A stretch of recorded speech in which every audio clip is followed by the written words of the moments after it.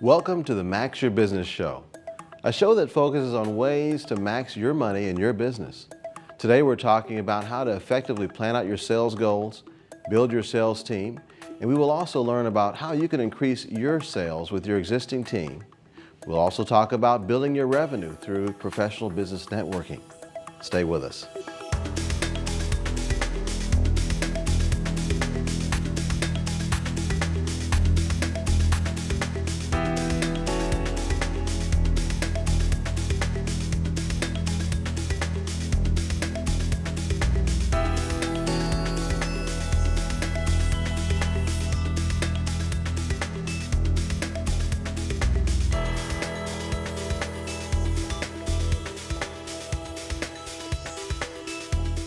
Hi, welcome back. I'm Rollis Fontenot. We live in exciting times. Some very powerful businesses are emerging as we speak. We're going to help you make sure that your business is one of them. We want to give you ideas and strategies you can utilize right away in helping to grow your business.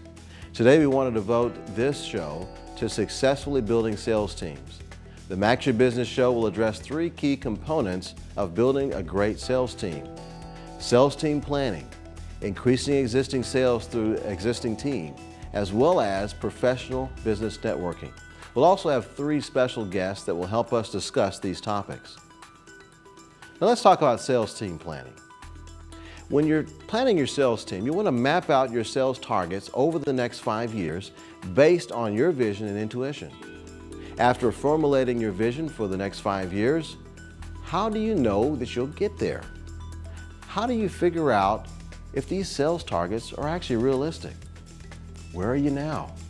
You want to ask yourself, what has been your revenue divided by salesperson and by employee in your recent history? Where is your max capacity now? In other words, what could you do if you were running on all cylinders? How many clients can you serve?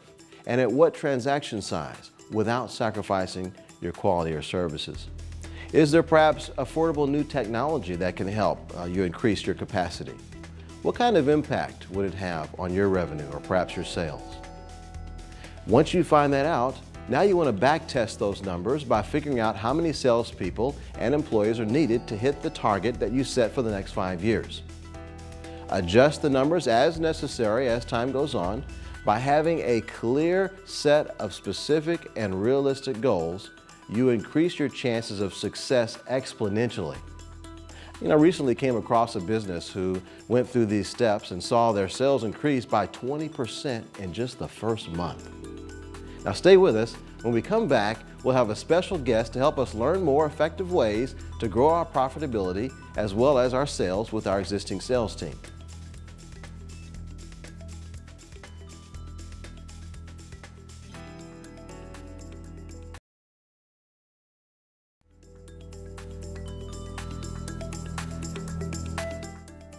Welcome back. Today we're joined on the show by Jeffrey L. Boney, founder and CEO of the Texas Business Alliance, a nonprofit organization with a mission to equip minority and women-owned businesses to be qualified suppliers. They help to get their businesses ready to compete for the public, private, and international opportunities through progressive development and specialized training. Welcome to the show, Jeffrey. Thank you so much. I'm so proud to be here and excited to share my knowledge or whatever I know with your audience. Yeah, we want to tap into your expertise today, especially as it regards to business development. And if you could, first, let's go back a little bit. Let's find out, how did you get into this business of business development and helping other businesses? Right. Well, actually, I was being a banker for 11 years. I saw my share of small business problems and people that did not have all of their ducks in a row when it came to accessing capital and going out to contracts. And because of those things, I wanted to get involved in the community. And having been a part of chambers of commerce and other business organizations, I felt that I could do more. So I left corporate America after 11 years, and I became the CEO of the Houston Citizens Chamber of Commerce.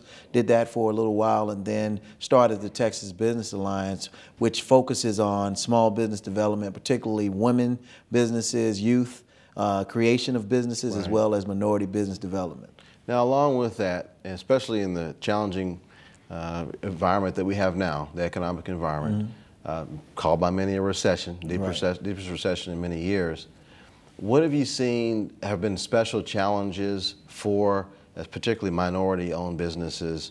What are some of the things you're hearing from them? Well, for business in general, there always is the main one, and the main one is capital, access to capital.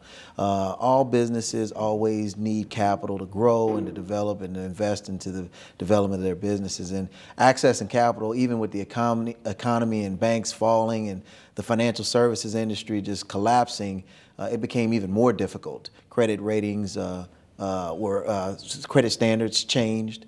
So small businesses, those that had challenged credit, became even more challenged in accessing capital. Another thing is a lack of diversification. Many businesses had all their eggs in one basket, and they were focusing on either one or two main clients. Those clients may have decided to move in a different direction, or even decided to replace them, or even bring things in-house. And so because they had a lot of their eggs in that one basket, it impacted their revenue, and of course, people had to be let go as far as fired, employment, and even the businesses closed. And so some of the challenges are centered around a lack of diversification and access to capital, which is always a problem. You know, and now that you're saying that, that tells me that with people, like you say, being fired, having changes, that probably brought a whole new set of entrepreneurs into the picture. Absolutely, and that's the bright side of this. Whenever you have challenges like a recession, as you call it, that's where opportunity lies. And so you've seen an increase in new entrepreneurs, but the challenge with those individuals is that they've been employees, most of them, all their lives. And so they've never really learned how to do business. And when I say do business, they know how to do their craft. They know how to do the services and provide the services and products that they have been accustomed to, but running a business and actually doing business is two different things. You have to know how to handle financials and how to deal with the infrastructure of running a business, paying bills on time, and not just opening up the doors. You have to know how to handle the infrastructure of running a company. Yeah, that's a good point.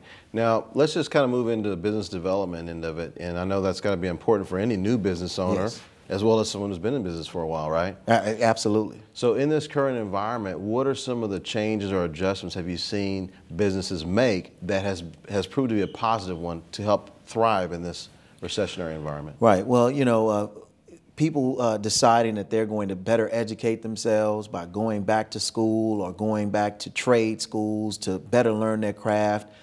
There's online classes and internet opportunities and workshops and forums offered by UHSBDC here in Houston, University of Houston Small Business Development Center, learning how to actually do business. And then of course the forums and workshops that we at the Texas Business Alliance offers. Another thing that I've seen a change and a shift is because marketing is a key component. Marketing and advertising is a huge component of business and especially business growth.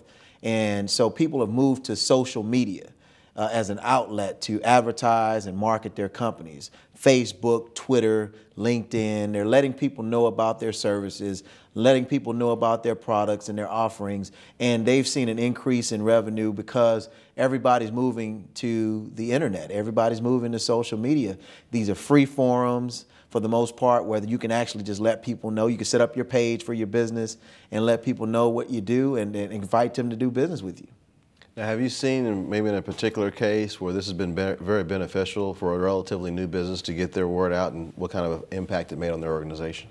Well, yeah, I mean, when you look at trends such as those offered by the trendsetter in online retailing, Dell, they grew their business just online from '94 to '97 by $1 million.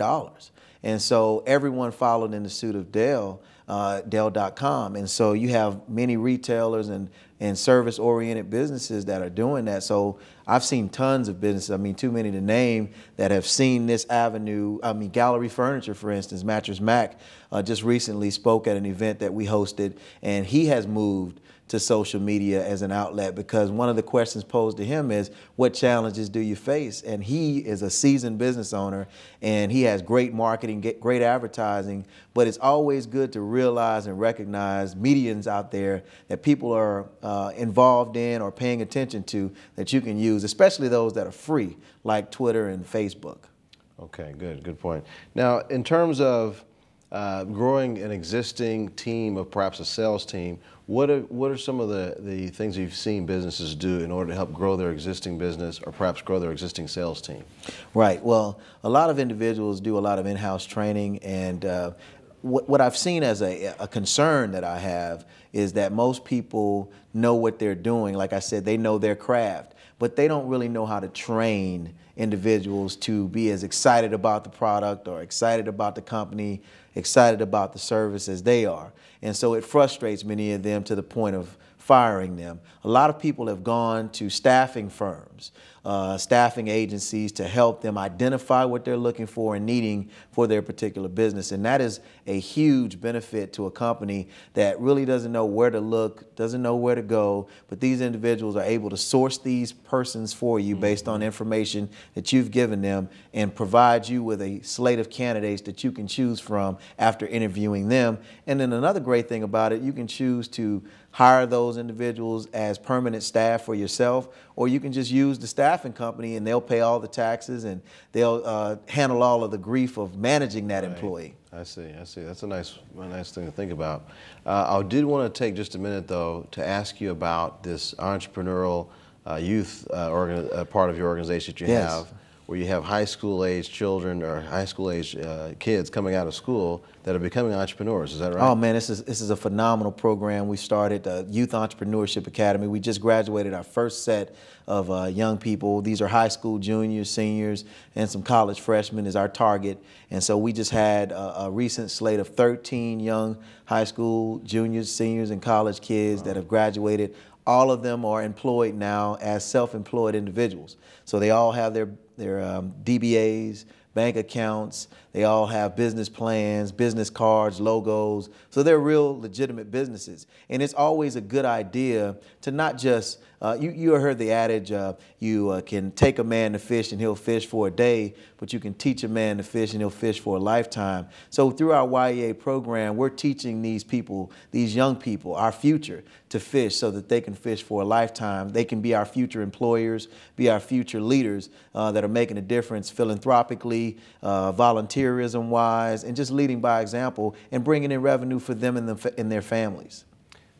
Thank you. Now, there's one particular example, I think, that you have that you wanted to share of someone who just recently... Well, yeah, I mean, we have a lot of great stories. We have one young lady who actually makes her own bath and body products. She makes her own lotions and soaps, and she just went off to college, but she still has her business and she's doing well, and she made some money. Because I told them, just like I tell any business, if you're in business and you're not making money, you just have a hobby, a very expensive hobby. And so these individuals now know and understand that they need to position their businesses to make money, not just to have a DBA and say, oh, I own a business.